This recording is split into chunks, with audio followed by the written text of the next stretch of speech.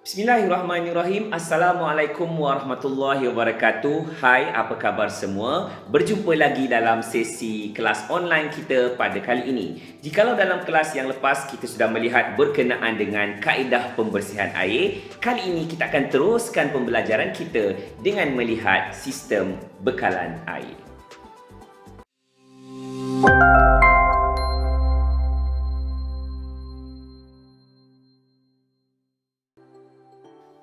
Sebelum kita lihat dengan lebih jauh berkenaan dengan sistem bekalan air, terlebih dahulu kita perlu tahu mengapa pembersihan air untuk bekalan air perlu untuk dilakukan. Sebagaimana yang kita tahu, kita memperoleh air daripada sumber semula jadi atau dengan kata lain sebenarnya kita dapat bekalan air mentah daripada sungai, kolam, tasik dan sebagainya. Namun begitu, dalam kolam, tasik ini semua memanglah airnya sumber semula jadi, tetapi mungkin ada bau yang tidak menyenangkan, warna yang keruh, lepas tu rasa dia tak berapa nak sedap, ada mikroorganisma, ada beberapa bahan kimia terlarut yang berbahaya, sehingga kan kita perlu untuk bersihkan segala elemen-elemen ini, barulah sumber air tersebut selamat untuk digunakan untuk dimasak, minum, mandi, basuh dan sebagainya. Okey, untuk melihat berkenaan dengan bagaimana air dibersihkan, kita perlu tahu sebenarnya di mana air ini dibersihkan. Okey, air biasa dibersihkan di satu tempat yang dinamakan sebagai loji rawatan air. Biasanya loji rawatan air ini duduknya di kawasan-kawasan yang strategik berdekatan dengan sumber air mentah seperti sungai, tasik dan sebagainya. Yang mana di loji rawatan air ini terdapat beberapa peringkat pembersihan air yang dibuat dan akhir sekali dapatlah air pipe yang jernih yang selalu kita gunakan di rumah.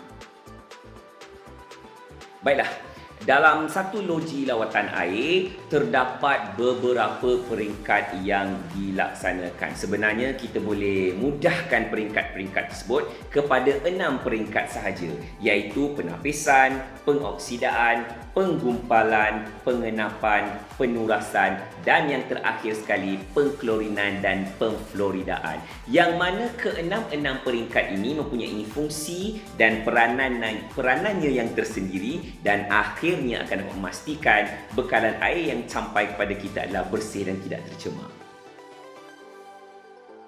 Okey, mari kita lihat apakah proses-proses yang ada pada loji rawatan air. Pertama sekali, di peringkat awal apabila air itu dibawa masuk ke loji rawatan air di tempat yang dinamakan sebagai muka sauk ataupun water intake dia lah. Dekat situ air sebenarnya penuh dengan sampah, ada ranting kayu, ada batu dan sebagainya. Mungkin ada daun juga. So, peringkat penapisan ini akan memastikan segala benda-benda yang terapung ni semua tidak masuk ke dalam sistem lah. Maksudnya, air yang masuk itu adalah air semata-mata, tak ada sampah sarap. Okey.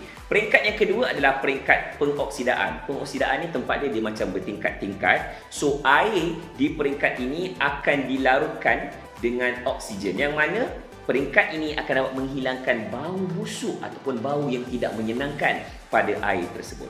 Di peringkat ketiga ialah peringkat penggumpalan. Apa yang berlaku di peringkat ini?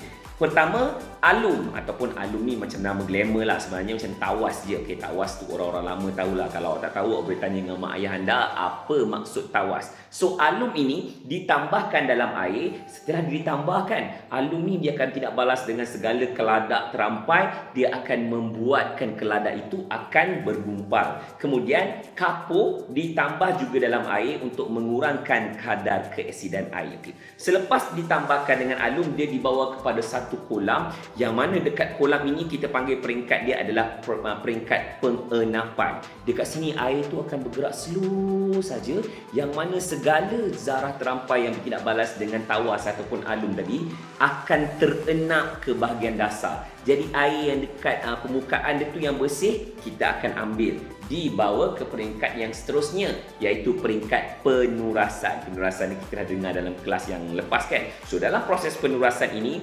air akan dialirkan melalui beberapa lapisan pasir untuk menyingkirkan bahan terampai dan alga. Hasil daripada penurasan ini, air yang kita dapat adalah sangat jernih tetapi belum lagi boleh digunakan. Dia masuk ke peringkat yang berikutnya iaitu peringkat pengklorinan dan pemflorinan. Yang mana Klorin ditambahkan untuk membunuh mikroorganisma, kuman dan sebagainya. Fluorida pula ditambah untuk mengelakkan perebutan gigi. Hasil daripada peringkat-peringkat ini, maka kita akan dapat air yang jernih, bersih dan sedia untuk dihantar dan diagihkan melalui sistem bekalan air.